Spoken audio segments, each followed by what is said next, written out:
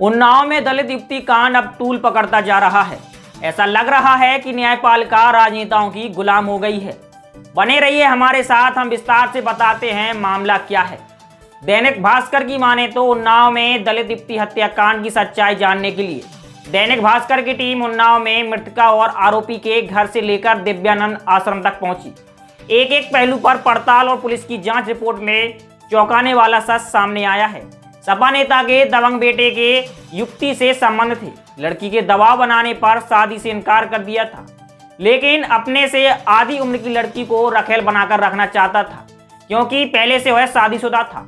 इसके चलते युवती की दूसरे से नजदीकियां बढ़ी तो इतना नागवार गुजरा कि हत्याकांड को अंजाम दे दिया। अब जानते हैं कि पूरी रिपोर्ट है क्या।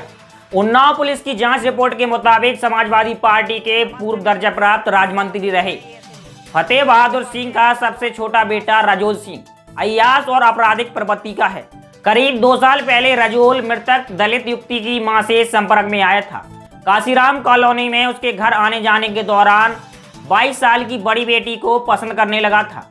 इसके बाद दोनों की उम्र में दोगुने का फासला होने के बाद भी नजदीकी बढ़ गई थी। मोहल्ला ही नहीं, पूरे इलाके में दोनों के संबंधों की चर्चा आम हो चुकी थी। खुलेआम रजोल उसके घर में पूरा दिन बिताता, इलाके में लेकर घूमता था और आश्रम में भी अपना अय्याशी का अड्डा बना रखा था। इसी बीच काशीराम चौकी में तैनात एक कांस्टेबल के संपर्क में युवती आ गई और दोनों के बीच नजदीकी बढ़ने लगी। कांस्टेबल का ट्रांसफर लखनऊ हुआ तो युवती वहां तक मिलने जाने लगी। मामले की भनक लगने पर रजोल और युवती के बीच झगड़ा होने लगा। यहीं से दोनों के संबंधों में दरार पड़ने लगी। रजोल ने विरोध करने के बाद भी कांस्टेबल से नजदीकी नहीं कम करने पर हत्याकांड को अंजाम दिया।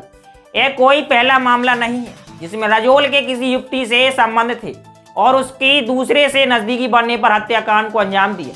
ठीक इसी तरह 2018 में भी फतेहपुर 84 थाना क्षेत्र में युवती का अपहरण कर हत्या का आरोप रजोल पर लगा था, लेकिन उसमें कोर्ट से वह साक्ष्य गवाह के अभाव में बरी हो गया था। युवती की हत्या के बाद पूरे इलाके में चर्चा है कि यह कोई पहला मामला नहीं है रजोल का। रजोल कई लड़कियों की जिंदगी बर्बाद कर चुका है। अगर उसके पुराने मामलों की जांच की जाए तो यौन उत्पीड़न के साथ ही हत्याकांड के और मामले भी सामने आएंगे। उसकी दबंगई और लोकलाज के डर से अब तक कोई आगे नहीं आया है। दलित युवती के लापता होने के बाद परिजन सड़क पर उतरे तो पुलिस हरकत में आई। इसके बाद जांच शुरू हुई तो तब से पूर्व में उन्नाव में तैनात रहे 2 कांस्टेबलों से मृतका की कॉल डिटेल सामने आई है। पुलिस ने दोनों कांस्टेबल रजोल और हत्याकांड में शामिल रजोल के साथी सूरज की कॉल डिटेल का एनालिसिस किया तो हत्याकांड के खुलासे तक पहुंच गई। जांच में यह भी सामने आया है कि हत्याकांड होने से पहले तक मृतका और रजोल की रोजाना औसतन 20 से ज्यादा बार फोन पर बात होती थी। इससे एक बात तो साफ हो गई कि हत्याकांड के पहले तक वह लगातार रजोल के संपर्क में थी और इसके बाद एकदम से गायब हो गई।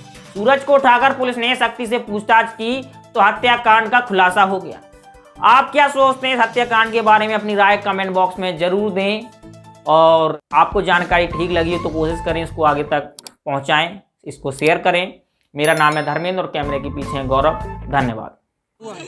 हमारी बिटिया को रजोल सिंह ने आश्रम में मार के गाड़ दिया। आप लोग आश्रम पहले आई थी? हम पहले प्रेम नारायण दीक्षित को लेके आए थे।